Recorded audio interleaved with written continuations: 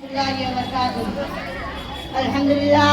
الحمد لله رب العالمين، والصلاة والسلام على سيد المرسلين وعلى آله وصحبه أجمعين. أما بعد، قال الله تعالى: أعوذ بالله من الشيطان الرجيم، بسم الله الرحمن الرحيم. اقرأ باسم ربك الذي خلق، خلق الإنسان من علق. اقرأ وربك الأكرم الذي علم بالقلم، علم الإنسان ما لم يعلم.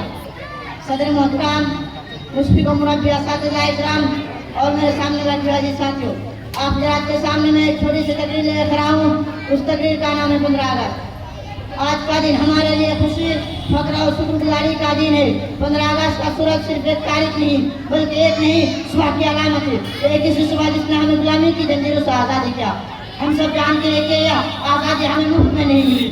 लाखों शहीदों का खून, अनगिनत कुर्बानियों के दिन और आदिम रहनुमाओं की क़यादत ने हमें यह दिन दिखाया।